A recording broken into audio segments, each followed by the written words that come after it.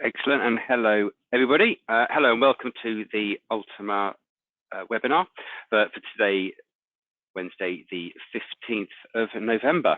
Today we're going to be looking at, as always, looking at innovation and collaboration with a specific focus on the CSP New Commerce Experience NCE renewals, and then a large part focused around the Copilot latest news.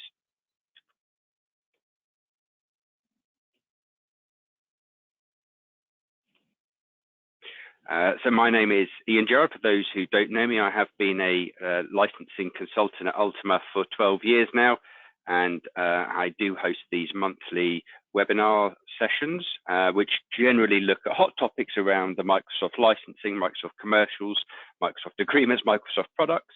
The idea being that it is an introduction to the subject, or very much a hot topic. So what I really encourage is, and the webinars are recorded, the slides are sent around afterwards. But what is really great, what really encourages any kind of questions to be asked if you wanted to have a breakout session, because of course, as you kind of listen to this, there's going to be certain elements that will resonate more than others, and please do follow up and ask for a separate session, either with myself, my contact details are there on the screen, or with your Ultima account manager or your aligned licensing specialist. You can kind of come to any of us and it will find its way back to myself. But like I say, this webinar is to cover off those latest hot topics, just kickstart that discussion, but maybe not go into full depth. And of course, you're going to have your own unique scenarios when you come to review this yourself for your own organization. Some of the risks and opportunities will kind of vary, so I'll be able to cover them in this webinar at a high level. I do encourage questions, so please feel free to jot them down or send them to me on email afterwards, or similarly request a separate session. We are going to be looking at the CSP NCE renewals in this in this webinar, and we're going to start off by just covering off what is NCE, what are these increases, what is happening in 2024, which has made this the headline subject. As an organization, what are your options moving forwards, and then some of the recommended next steps in regards to achieving the advantages or the mitigating the risk, as it were. But we'll cover all of that off in the main section. Equally, the main section is a update around Microsoft Copilot. Has now been released for 15 days, and so I will be looking at the absolute latest, a quick refresh of where we are in regards to Microsoft Copilot, Microsoft 365 Copilot. I'll be covering off all the Microsoft Copilots and what the kind of current status is, with of course, with a specific focus on the licensing and the commercials and the conversations that we're having with Microsoft.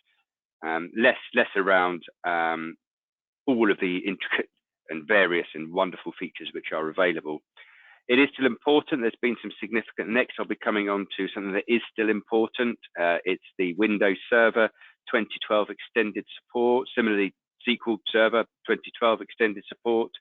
And I mean, even 2008, I imagine we'd still be part of this, but actually still a very live discussion point and still something that we're helping lots of customers go through. And Microsoft actually, even within the last 7 to 10 days, have made some major updates there just to make it a little easier, which I'll run through as well.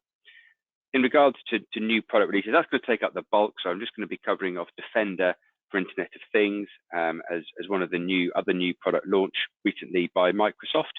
So that's all I'm going to be, and then like I say at the end is going to be questions. There were some other subjects, but just in the interest of time and trying to get this done in 20 to 25 minutes, there are some other elements which I'm not going to be talking through. But like I said, if you did want to hear about any Entra updates or that Teams license in Europe, or if you've got some interest in some of the changes they've been making to Dynamics, like I said, I do encourage you to send in the questions or contact me directly afterwards.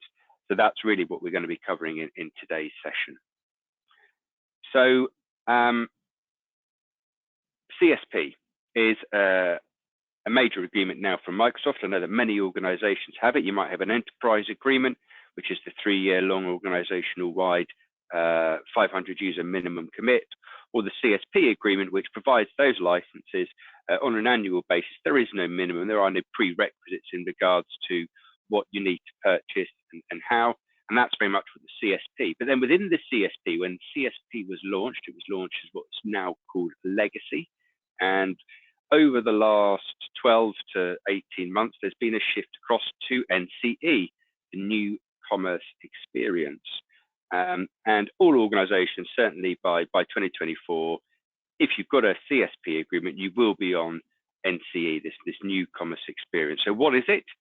And again, I appreciate many of you may have a good understanding of what NCE is and why March 2024, well, February, March 2024 is so important. Well, today's so important leading into that.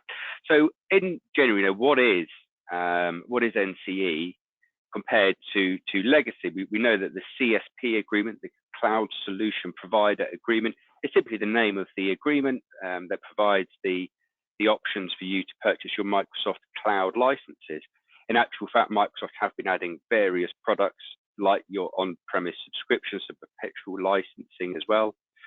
But when we're kind of comparing CSP NCE to CSP Legacy, there's a couple of major differences that Microsoft changed that pulled the rug a little bit from customers, but also something which the partner ecosystem, certainly Ultima, are doing to help support you guys. So one of the concepts of CSP was the fact that you can just simply license on a monthly basis, and under CSP Legacy, you could choose to license all products for 12 months, for 36 months, or just for 1 month, and that price point would be the same.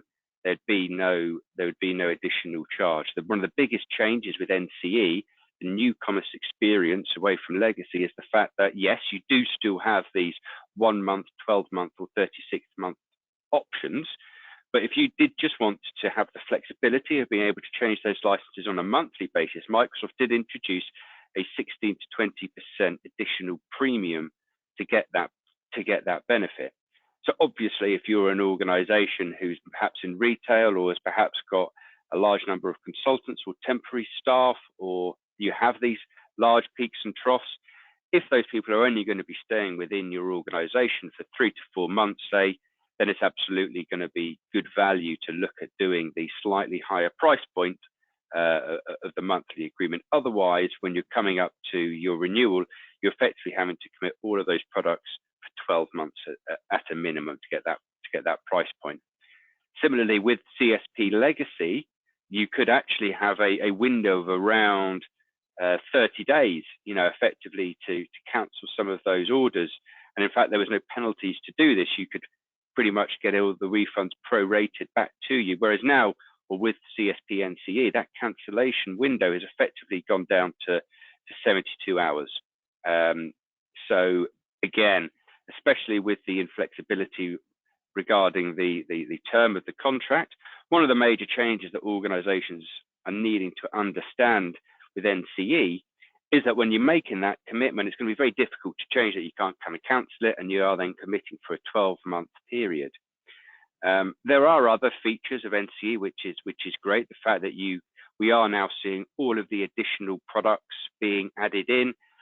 Previously you just have your main SKUs on Legacy, whereas under the NCE we are seeing the kind of the full user SKUs, but also some of the more obscure dynamic SKUs, some of the kind of the add-on SKUs are kind of being added in more and more. Some of the kind of promos like those from SA, those organizations who've traditionally bought licensing on-premise, so have active software assurance, and then are looking to move that product to the cloud. You do qualify for something called From SA discount, a From SA license, which weren't previously available on CSP Legacy. And these types of things are coming to CSP NCE. In actual fact, even when customers had the opportunity to change on a monthly basis, we still saw over 90% of organizations not actually taking that monthly flexibility, certainly to decrease.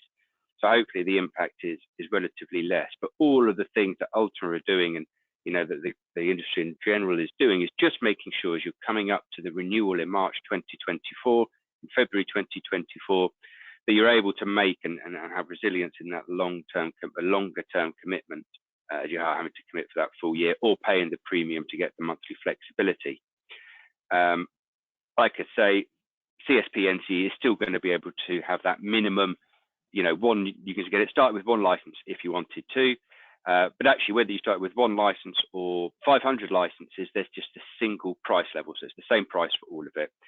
So again, when you're kind of considering, well, actually, we're now a larger organization. We've got 500 users plus. This is when the enterprise agreement conversation, purely from a commercial point of view, is probably going to start stacking up, because you can see some of those volume discounts once you kind of get to that level. And actually, the NCE, more things are being added every single day. But I think when we talk about all these different acronyms, Microsoft are retiring legacy and have been threatening to do this variously over the last 18 months.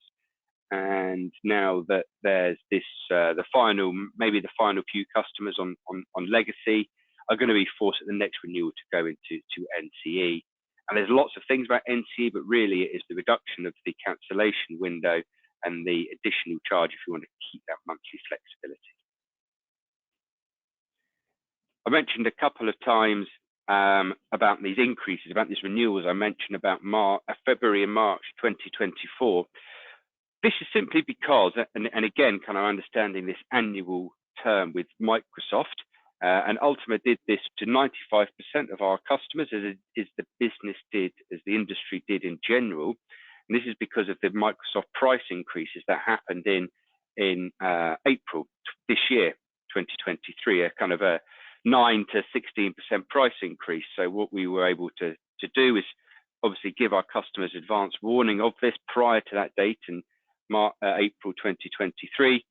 We kind of worked through what licenses, on the most basic level, what licenses they needed to buy, then secured a CSP agreement, locking in the price before those increases hit. So that kind of locks the price for that full year. So what that does mean, and when I'm talking about February and March 2024, is that many of our customers are now coming towards the end of that price increase. So they're now having to effectively absorb that price increase. So we're doing a lot of work today with customers, again, just around providing that value of how do we make sure you renew with the most value, the best price point, of course, commercials, but actually that the licenses are correct, they're being assigned to the correct user, they're being used in the correct way. And then we can start thinking about, it's a good chance and a good opportunity to review Microsoft price increases over the last 5 to 6 years. And what will that tell us about the future? What are Microsoft's statements about the future as well? We know that Microsoft like to say that we haven't done a price increase for 10 years or this, and you can kind of challenge that when we look at the price list, but there's often a lot of discussion. Well, actually, Microsoft wouldn't necessarily call it a price increase. They might call it a currency fluctuation. They might call it an increase in productivity or an increase in features of a product, which is why they're adjusting the price. They sometimes have referred to a harmonization of products across the globe. So there's lots of different reasons. But when we look back, right back to October 2018, when there was a 10% increase, there was another one in 2019. To be fair, there was a bit of a gap, but we have seen an increase in March 2022 of 10 to 12% on particular cloud products. Then in this year, in April 2023, that's when I said on all cloud products, there was a 9 to 15% price increase. These are the ones that we're now having to address when we're coming up for renewal in 2024. But also alongside that, Microsoft have now made the statement that they will be looking on a 6-month cadence to always be consistently reviewing their price point. They're not really going to hold it for an extended period of time. Normally at the start of their financial year in July, or actually more around August time, as they secure that currency rate for the full 12 months and effectively say, right, for the next 12 months for this financial year, we're not going to be adjusting our pricing whatsoever. Now, what they have said is, actually, we're going to be doing this on a 6-month basis. We're going to base this on what the market is doing and generally how strong the dollar is on a global currency basis against the euro, against the pound. So that's a statement that they've made to give themselves the leeway to say, well, actually, what we might do is increase our prices further.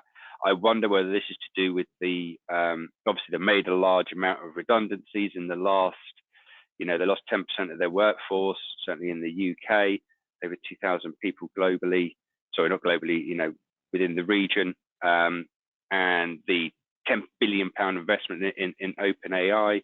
They're really still doing a lot of investment in their innovation, but they're looking to streamline a lot of the other areas of their business, focus on those that are innovative and that are making money the most and where they can add the most value. So we are now seeing a 6-month address starting in April 2024 and again then to October of Microsoft effectively giving themselves leeway to do a price increase. So when we look at things like the CSP agreement and the NCE, I mentioned hey, you got the 1 month and the 12-month option, but we are now seeing kind of a 36-month, not on all products. We are now seeing a 36-month commitment. And obviously, if you're an enterprise agreement customer, you're very familiar with securing those prices. If you've got 500 plus users, securing those prices for 3 years. But that's now potentially going to become more of a option for CSP NCE customers. And we have many who say, well, actually, we have different profiles, doing that persona mapping, that profile mapping within your customers. Yeah, great. These guys were very secure. They're long-term, they're HQ users, they need full IT. We might look to secure them on a 36-month type CSP agreement.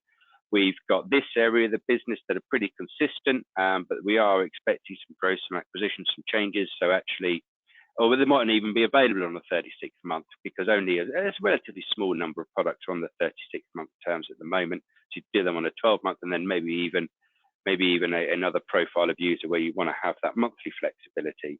So again, a good partner, the portals that we have allow you to manage that license, self-serve those licenses. We can segment out different tenancies or even different agreement names, like different agreement names, different subscriptions to manage these potentially 3 different profiles.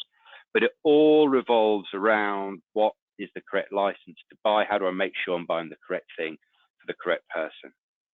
Your renewal options are, and again, I was pretty much talking about this, the CSP or the EA, the CSP annual or monthly, maybe even longer than annual for those who are open to it, or enterprise agreement, so kind of 500-seat minimum, 3-year long agreements.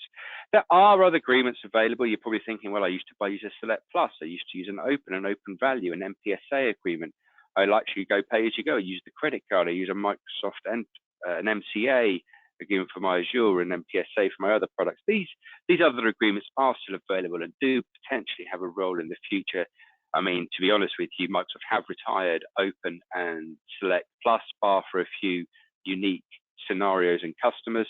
MPSA, potentially, if you've got a CSP for your cloud licenses, but you want to keep the perpetual rights, the on-premise environment, a lot of value in that. If you just want to renew your software assurance, that's when the MPSA would come in. Otherwise, it kind of boils down to CSP versus EA. The Microsoft attempt to simplify it has simply added in another agreement. Ultimately, as a partner, what we try and do is provide you with options and work through what those different options are. So whereas generally it would be CSP and EA, we again try and keep it simple and easy to manage. There are a host of other agreements, and again, your own unique scenario is going to be kind of instrumental in what you should do as an organization. And that's what we're working with our customers with right now. And I keep mentioning this optimization. Most basically, Microsoft licensing, complicated, convoluted, challenging, or there's always the right license for the right person, right? To take a positive spin, we need to understand what licenses are being used, and that that they're assigned to the right people. And that is what it is all about. Then we can worry about, and then you can buy it in this way or that way. But that's effectively what it boils down to before we kind of start negotiating the commercials and stuff. It's just understanding what licenses are being used. Nothing more complicated than that. The piece should also include, especially when we're looking at the price increases and the knowledge of how they're going to increase in the future, kind of adding in products that may be on your roadmap, the idea about securing a single product at one license, which you can then choose through a self-service portal to increase at your own velocity. So we're doing lots of stuff like this, right? Lots of stuff like health checks, free of charge health checks. You've maybe even have some native tools. If you've got M365, E3, E5, we use things like Secure Score, Productivity Lighthouse. There's some really good native tools. But effectively, what we're doing is trying to find those opportunities for optimization and how we can actually make recommendations to improve that score to make sure you're using the licenses in the highest, to get the most ROI out of those licenses. So, a real logical approach and the way that it should be done. In my opinion, and please speak to us about kind of working with your organization in this way as well, whether you are 50 users, 150 users, 5,000 users, or 25,000 users. We provide what is in effect, maybe different levels, but effectively the same service to all. Many of those larger enterprise organizations will need more than just a free health check, probably have tools already, systems and processes in place. So this kind of health check is kind of particularly useful for those organizations, maybe sub 500, who maybe have not done this on a particularly regular cadence. Copilot updates November 2023. There's lots of different Copilots from Microsoft. 8 at the last count. Windows Copilot, Bing Enterprise out already. They're all pretty much out now, I should say, sorry, but free to use. You can kind of go on and use them straight away. If you're using Windows 11, for example, the most relevant one that we're kind of talking about right now, just for kind of clarity, is Microsoft 365 Copilot. That's obviously with all of these Office tools, Word, PowerPoint, Excel. That was the one that was absolutely released on the 1st of November. And it kind of includes, like I said, that Microsoft 365, but it also includes elements of, Bing Search and that desktop piece with Windows 11 Copilot as well. This was released on the 1st of November this year, and the end of last year. And there is a minimum user of 300. For those who were not aware, 300 users, and you have to have an enterprise agreement. This is only available for enterprise agreement customers or enterprise subscription agreement customers, that direct 3-year agreement with Microsoft. We've been working with lots of organizations, and the price doesn't appear on the price list. It's not something we can just quote to you. We approach Microsoft, and they kind of would have to confirm the price for you as an organization, and then we put together a contract, which I'll come on to again in a little bit more in a moment. But what we're seeing is if you're a level A customer, I think in the US it was announced, $30 per user per month, which is accurate, but that kind of boils down to if you're a level A customer, so you have between 500 and 2,399 users, you are going to be paying £24.64 per user per month. Again, you are meant, that's going to be approved on a case-by-case basis with Microsoft, but seeing as that's the price for literally every single one we've done so far, we can be relatively confident to put it in a slide on the webinar to say it's £24.64 per user per month. The licensing prerequisites, you need to have, this is only available to, enterprise agreement customers who have that Microsoft 365 E3 or Microsoft 365 E5 license. And that's really important. And in actual fact, we're kind of working through that, and there's a lot of value in E5, because once you start looking at what Copilot can do, it's so exciting, and the benefits are pretty amazing.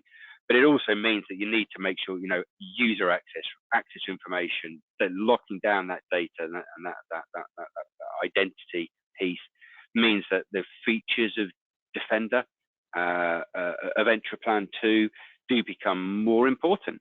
So we're certainly seeing a need for, if not the full E5, then certainly E5 security. But anyway, I digress a little bit. That licensing prerequisite is there, that you need to have either Microsoft 365 or Microsoft E5 already.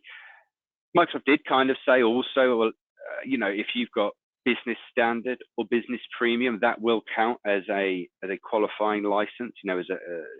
But both of those SKUs have a hard limit of 300 users, and they are not available in the enterprise agreement. But I mention them on here because they will, in time, when Microsoft relax this stipulation and bring it to things like CSP, which they haven't done yet, but they will. When is the question? I would be 1st of April would be a realistic timeframe to. But that's based on ourselves. What we know, that's not really based on any kind of statement or commitment from Microsoft. I need to be clear about that. The other points that I wanted to make around this are around kind of discounts and processes that Microsoft are putting in place. You know, I do want to kind of mention that Ultima are an early adopter with Copilot, one of the very few UK partners selected to do that. And so since the 1st of November, I've been using Copilot. I have downloaded the latest Teams and the latest Outlook, and we've been putting ourselves through our own kind of case study internally here at Ultima. I use it myself. We're kind of building those real world cases and understanding what the ROI could be. And we've got other webinars coming up that are going to really kind of focus on the product and all the features. And, you know, the case studies Microsoft give sound great, but they're very broad. You know, what we're really looking to do is understanding how to do that persona mapping so we can understand where the ROI is for each different role within an organization. You know, people will use Copilot in a variety of different ways. But as I framed at the start of it, and I could obviously and can and do talk about this a lot, but just to kind of bring us back a little bit, at the start of this webinar, I did say that I would probably going to be focusing on the commercials, on the licensing side of it, which is what I'll do. So I'm not going to, I will calm myself down and I will not talk about the power of the product, the innovation that it could potentially bring, how I'm using it at the moment, what I'm thinking at the moment. We've got subsequent webinars coming up. Days at Microsoft, we're producing case studies. You know, half the people in Microsoft don't even have Copilot themselves. I talked to Microsoft directly about it, and they're asking Ultima because they don't have the chance to use it themselves. There's been some teething problems potentially. Oh, just kind of defining those use cases. Sorry, I'm rambling. Bringing it back to licensing, insights, discounts, and processes. Microsoft are not going to discount Copilot if you want to buy it. Okay, so you buy that 300 user minimum, that is going to be at list price.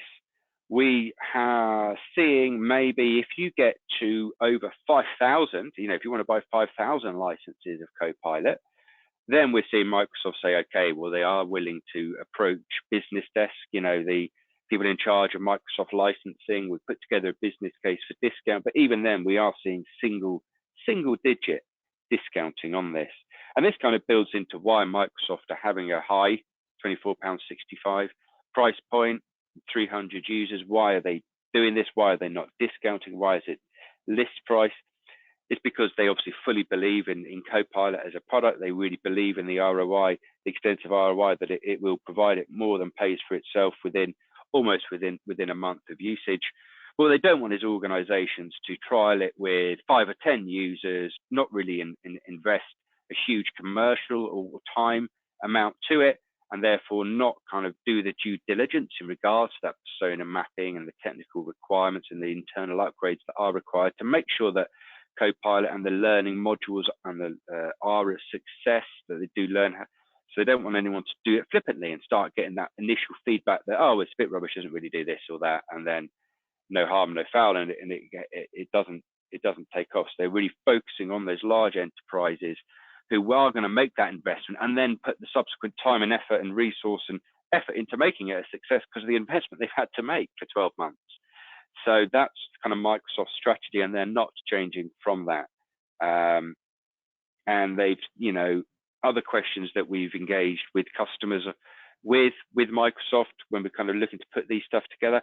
Prior discount is absolutely no commitment and holds no sway for future discount. So you might be a level C, level D, level B enterprise agreement customer who had a 15, 20, 25, 30% discount.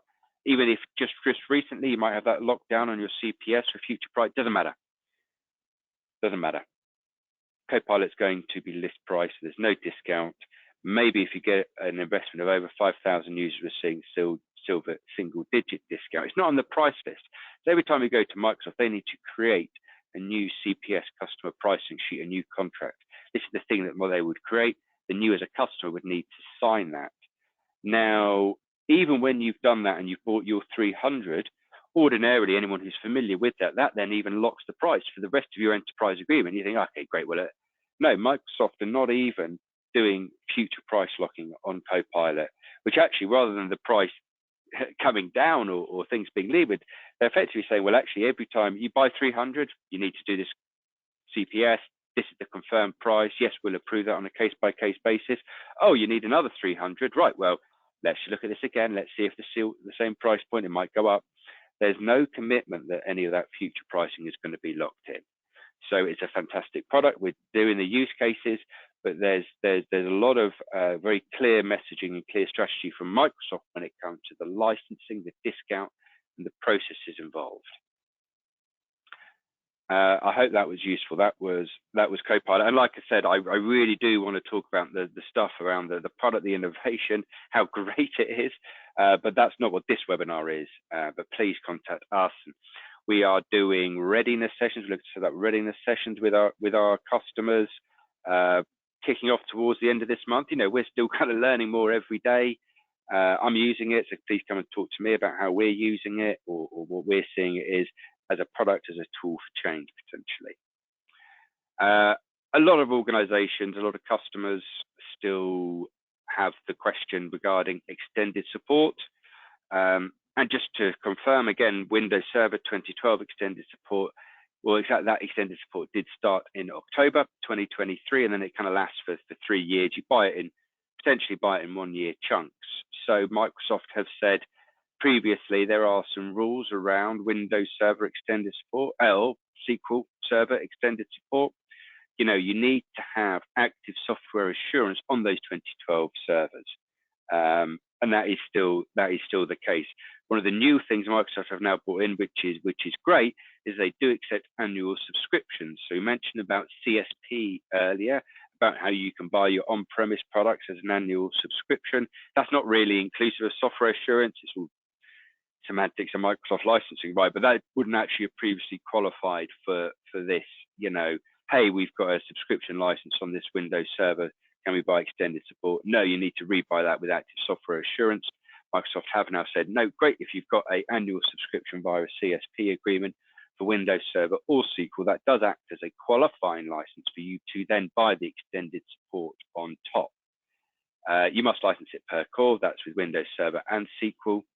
Updates are cumulative. So, for example, with SQL, that year one was in July 2022. And we do have some organizations going, right, okay, we found this, we need to buy some extended support. The first thing we need to do, SQL 2012 is already in year two, is my point. Year two started in July 2023. Those organizations still have to purchase year one and then buy year two on top of that. Expensive, yes. But those updates are cumulative, and that's what you must do. You can choose to license the virtual machine, your Windows Server 2012 virtual machine, and the minimum licensing requirement for that is 8 core, or you can license that physical host server, but that's where the 16 core minimum comes in. But effectively, whatever that underlying license is that you have active software assurance for that subscription on, that is the license you must buy for extended support.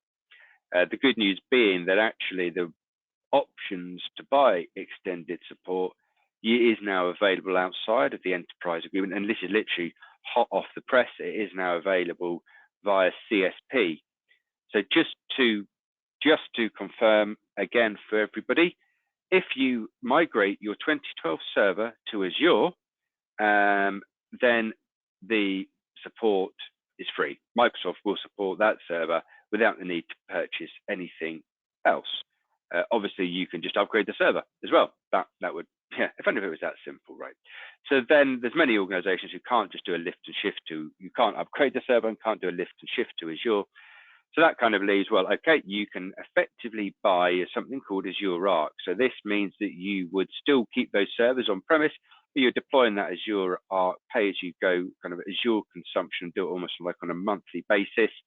So you can keep it on premise, but you are using Azure Arc to deliver those extended security updates, that ESU. Very, very cool option. Many organizations looking at this, you can kind of then, you know, turn it off when you need to turn it off. But obviously there is a little bit of technical resource and work needed to deploy that Azure Arc agent. Ultima are actually building a package service around that to really help customers get up and running with Azure Arc, because this was this was an option Microsoft added a little bit at the last moment. Many organizations felt there just wasn't the time or technical resource to work with Azure Arc, and so forth had to go with option number 4, which was purchase the annual extended support, which again, if you have the software assurance under an enterprise agreement, or now a software subscription under a CSP, you can then buy the extended support as an annual license, and that's now available versus CSP as well. So just to confirm, your choices would be to buy a 1-year extended update through your enterprise agreement, through through a CSP, or if you've got a an EES, an Enrollment for Educational Solutions, so the one in the middle. And then if you don't want to do that for the year, the other option would be the pay-as-you-go kind of monthly subscription via Azure Arc, which you do via your kind of Azure subscription, whether that's an MCA, a Microsoft customer agreement, an SCE, a server and cloud enrollment, whether you use a credit card for that. But again, very expensive way of doing that. The qualifying licenses, yep, you need to have that active software assurance acquired through any volume license agreement. So MPSA, EA, enterprise subscription agreement, like I say, those who usually do still have open, which is being retired, or Select Plus, which is being retired or retired already, then that does qualify. So any of those, or the new one being software subscriptions acquired through the CSP agreement. So that's actually great. So organizations who don't have an EA underneath 500 users now actually have an option for extended support, which is daft when you think about how long that wasn't an option for. In regards to those, and one of the biggest questions we get, and sorry about the resolution on this slide, obviously as it's now on full screen, the resolution isn't great. But lots and lots of guys go, well, how do we manage our keys if we're buying it just like any other Mac key, within the admin center? Once you've got once you kind of purchase those extended support, those keys are going to be available there, which you can then kind of download and crack on. But we get so many questions about it. I did just want to include a slide on it. But of course, that's what we're here for as a support team. Exactly what we can kind of do and help you support you with. That's what we're here for. So just don't hesitate to ask if you need that help. I did want to finally, and I am, like I say, it's a long webinar today. I'm not quite done within the 30 minutes, but I did want to cover off another new product that's been available since the 1st of November, which is Defender for Enterprise Internet of Things. And again, what does that mean? Enterprise Internet of Things. It basically means if you're using something in the context of business operations. So this is something which has been available since the 1st of November. It's kind of an add-on license where you kind of enable your real-time devices to do that discovery, continuous monitoring, kind of vulnerability management, all of that type of stuff. It's licensed per device, but then it's part of Microsoft 365 E5, which is a user license. So that one user license permits 5 devices. And then look, yeah, you can kind of add on, there's an add-on license even to that. If you wanted to add on more than those 5 devices, you kind of add more on top. But you don't need to have Microsoft 365 E5, by the way. So if, that's not like a prerequisite. So you can also get it with Defender for Endpoint Plan 2. So you can buy it as an individual license, have a Defender for Endpoint Plan 2, and then start adding on additional devices as it is needed. So that's something that, again, would be a pretty cool case study. We're not seeing a huge amount of adoption at the moment, but it is a new product since the 1st of November. So let me know if you want to know more around that. Thank you very much. As you can see, that's the contact details if you did have any questions. So please let me know if you have any. Oh, someone's just, okay.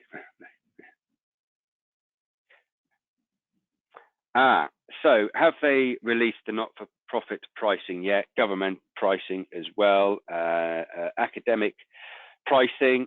This was due to be, just in case you weren't aware, everybody, Microsoft had committed to say, hey, in November, we're going to kind of let you know where that pricing is. They have now shifted that to January. You'll be delighted to hear. So they pushed that further down the road. So no, they have not released the not-for-profit pricing yet, just as they haven't released the academic or governmental pricing yet. It was due to be this month. They've actually pushed that until November, as is Microsoft's want. You get a recording. Yes, you get the recording of the webinar, which is the only other question. So I hope that was useful, and thank you very much for your time today. Like I said, send me any more questions. But other than that, all good. Thank you.